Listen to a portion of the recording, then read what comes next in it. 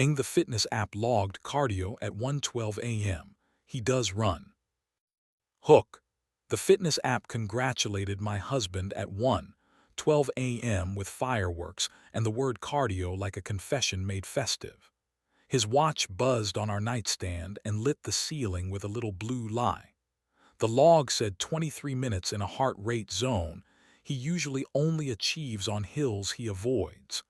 Beneath it was the map of a building I didn't recognize, a neat gray outline like a blueprint for something untrue.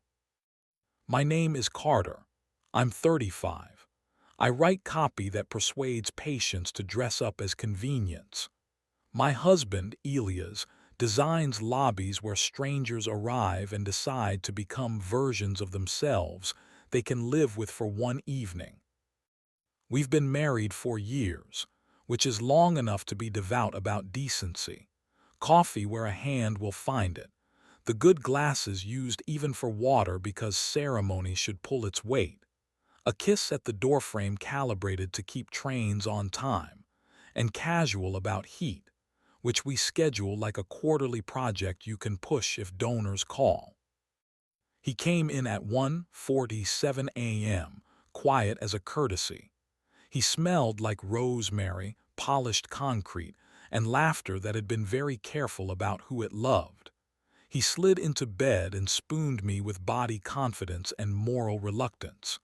His pulse told on him through my shoulder blade. "Congratulations on your cardio," I said into the pillow. It was petty and accurate, which is my favorite tone when I'm deciding if I'm ready to be kind. He did the wreckage I trust him for, no rehearsal, no PR. He exhaled like a man opening a door all the way. "The elevator broke," he said, which is exactly the kind of sentence men use when the truth needs stairs. In the morning, the app offered to share a weekly summary. I declined. I took screenshots instead, because evidence keeps its manners when you treat it with respect. When he sat at the counter with the good mug we only pretend is delicate, I put my phone next to his and let the fireworks show themselves off. "Where?" I asked, a geography question and a theology one. "Rook," he said. "The new tower on Fenwick, after the walk through. I meant to come home." I meant, he stopped, which is the nicest thing he does to the English language when he's about to lie. "You kissed him," I said. "Questions are for people trying to be polite to fiction." "Twice," he said, refusing to rehearse this part either. "Once because I wanted to be chosen without auditioning. Once because I wanted to hurt us hard enough to move. Both times I thought of you. Both times I kept going." "What's his name?" "Micah," he said, and the syllables did that quiet work of making a stranger heavier than air. The map on the app showed a neat loop around a rooftop track that had no business being romantic. I put my palm where it belongs, between Elia's shoulder blades, pressed into the square that convinces lungs to remember their job. We kept it clean enough for the daylight and explicit enough that the window learned our names again. His breath went from apology to grammar. "Do you want me to leave?" he asked, and he meant the apartment, the morning, the sentence. "I want you to take me to the roof," I said. "If the truth likes the view, we'll see if we do too." Rook had a lobby like a well-groomed apology, citrus in the air, brass pretending not to be proud of itself. The concierge smiled with thresholds for miles. Elias nodded to a security guard who respected wrists and key fobs more than plot points. We rode the elevator to 36 like the city was our problem and not our home. The rooftop track was a stylish oval around a set of lounging chairs that wanted to be metaphors. The sky practiced being persuasive. A man stood by the glass railing with his sleeves rolled to the degree that statutes ought to consider, white shirt clean in a way that admits rehearsal, hair misbehaving just enough to audition for innocence. He saw us and didn't perform surprise. I liked him 1% for that. "Micah," he said to me, not offering a hand and saving me from the labor of choosing politeness over accuracy. "Carter," I said, watching his mouth place my name on its tongue and decide not to taste it. "Do you want me to leave?" he asked, which is still the sexiest sentence a stranger can say when he means it. "Yes," I said, because speed is the only mercy strangers deserve when furniture is warming up to testify. "Thank you," I added, because my mother is a religion I refuse to renounce even on rooftops designed to flatter sin. He nodded, brushed past with heat polite enough to be weather, and touched Elia's knuckles with 2 fingers, punctuation, not claim. The elevator swallowed him whole like a sentence you're glad didn't become a paragraph. We didn't sit. We walked the track once in silence, 2 men doing a loop around a fact. The city below did its affidavit, sirens practicing remorse, cranes gesturing toward a future with hand-waving, buses making schedules into stories. On the second lap, Elias put his hand on my wrist like a man trying to keep a kite honorable in a wind he asked for. "I don't want to audition for your forgiveness," he said. "I want to be chosen and then worth it." "Then stop training for endurance in places that invoice," I said. "If you need cardio, run toward me." He laughed, sharp and honest, and my sternum clocked back in for its shift. We took the elevator down like grown men and didn't kiss in a mirror. At home, I did the thing that makes rooms earn their rent. I taped a square of blue painter's tape to the kitchen window and wrote 807 above it with the pencil that lives by the calendar. 4 minutes of breath with his palm where breath listens. 3 minutes of inventory, 3 facts, 2 fears, 1 want. No prosecution. Water in the good glasses at 8:20 because small noises prevent large ones. We've invented and abandoned this ritual before. The trick is returning like adults, not pilgrims. "Tonight," I said, "and tomorrow and tomorrow's tomorrow. If you miss 807, you make another 807 and you knock on this square with your hand." He nodded like a man who wanted the instructions in writing because he intended to do them. At 3:15, my phone buzzed a push alert no app takes credit for. Listen to 11 seconds of water. I sent present/bus stop because present is sexier than sorry when it's honest. He replied present/lighting grid, which is lobby maker for I'm up where the weight is, making sure nothing falls on you while you walk under it. At 5:58, the doorbell made its unbrave sound. Through the peephole, white shirt, sleeves still criminal. Micah held up a small drawstring bag like a man returning stolen evidence in an indie film. I opened the door because peephole ethics is smug. "He left his watch band," Micah said. "The sweat helped it escape. He kept his eyes on my eyes the way you do when you've decided to do decency without flirting. I'm out of your story." "Do you want me to leave?" he added, doubling down on the only charm I trust. "Yes," I said. "Thank you," I added and meant it. He went down the stairs like someone who knows what doors are for. I closed ours and put the band on the entry table beside the bowl that collects coins we no longer carry and vows we still do. At 8:07, the square did its job. Elias set his palm at the back of the heart and my body obeyed like a good employee with a bad boss. The city performed outside. We failed to narrate it. At 8:12, inventory. His facts were actual facts. He'd texted the concierge to remove his after-hours access. He'd unfollowed a hashtag that traffics in flattery.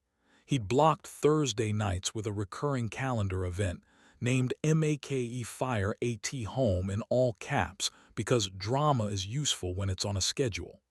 His fears were untheatrical, that he loved applause like oxygen and would keep confusing the two, that my dignity would price me out of my own life. His want was my name with the grammar of a verb. Be with me at 8:07 like a practice, not a miracle. We drank water like it was a sacrament for people who don't pretend to be holy. The erotic part wasn't the rooftop track or the white shirt rolled one button too far. It was instruction obeyed with tenderness. It was my mouth finding the place under his jaw where my name lives rent-controlled. It was the way he said my name at the window, blue like rent paid on time. It wasn't tidy. Twice that week he was late, and the old monologue in my throat powdered its nose and asked to be famous. I made it sit by the sink and listen to the refrigerator sermon on patience. Once, on Fenwick, I saw Micah laughing with a man whose earrings looked like punctuation. He lifted two fingers, whether not invitation, and I answered the same way because spite is expensive and I intend to retire loved. We fought well, quiet like citizens with neighbors, honest like men who intend to stay. I asked why strangers' attention still dresses as oxygen inside his chest. He asked why I polish our dignity until it slips off the table. I said I'm tired of writing copy for us that reads like compliance. He said he forgot he could ask me for noise. We traded short, heavy sentences that did their jobs and didn't ask for checking. The fitness app emailed a monthly brag. Your heart loves movement. I typed a reply I wouldn't send. So does my marriage. We're moving our workouts to the kitchen. I read it to him at 8:20 while the good glasses clicked their little hymn, and he kissed the hinge of my smile like feedback should be taken physically. We added customs at the border of home. When one of us opens the door, he says, I'm in, because present is sexier than sorry when it's honest. The hallway light is on a sensor now. It wakes when we cross the air we pay for. If one of us must be late, he texts present place. The lock clicks like a paid witness. We tip it with mercy so it keeps telling the truth. One Tuesday, I met him at one of his lobbies after hours. He tuned a resting wall until it decided to glow without begging. Walk with me, he said, which in our language means I want to be seen doing my competence without applause. We climbed to the mezzanine and looked down at a sofa that had terrified a donor into generosity. He put my hand on a dimmer and told me to stop, turn back, until the couch stopped performing and started being useful. Clean. Explicit enough to teach Wood our names. The security camera bowed and retired. Micah texted exactly once more, a line with a period doing admirable labor, he's worth staying for.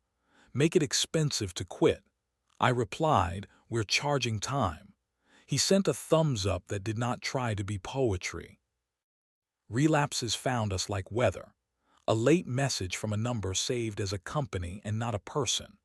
A morning when I answered his inventory with a joke, because jokes are how I dodge the bill. Each time the square caught us. Some nights we were monks of breath and obedience. Some nights the room blurred and the window forgave us for remembering what bodies are for. We kept it decent enough for neighbors and explicit enough for furniture to feel used in a flattering way. People ask, in bathroom lines and elevator pauses and under misbehaving streetlights, who the villain was. They want me to say a man with forgiving wrists, or a rooftop with forgiving views, or a husband who outsourced urgency to fireworks on a watch. The truth humiliates us evenly, which is why it helps. The villain was the version of us that treated heat like an errand and romance like a feature. The miracle is repetitive and small. Knock on our own door. Say where we are, put a palm where breath listens, count to 60, try again. The erotic part wasn't 23 minutes in zone 4 or a map making adultery look like a jog. It was water in the good glasses clicking like an alphabet we finally decided to learn. It was my name in his mouth at the window's blue. It was his palm on my back in public, quick. Nothing for cameras. Everything for the animal in me who wants to be found rather than guessed. 2 weeks later, the app offered a new goal. Daily streak 8:07 mindful minutes. It had been listening with more decency than I expected. Elias set it up on both our watches, and the first time it buzzed, he laughed with his eyes closed, which is where hope lives in this house. The watch awarded us fireworks no one else would see, and for once the celebration belonged to us. Last night at 8:07 he set his palm to its post, and I obeyed the way breath obeys when it's proud to be employed. The city tried to narrate. We let it fail. At 8:12 we inventoried. At 8:20 we drank our small sacrament. We failed a little at decency, and the window forgave us by being glass. Tonight at 7:58 I'll set my phone face down like manners are still a technology worth installing. At 8:07 his palm will find the back of the heart, and the tape will remember why it was hired. If we miss, we'll do the only miracle repetition ever made plausible. Try again. 8:17, 10, 10, 11, 11, whenever mercy clocks in. Somewhere a watch is bursting into fireworks for the wrong story. Our door knows our knock. It keeps opening when we ask it to.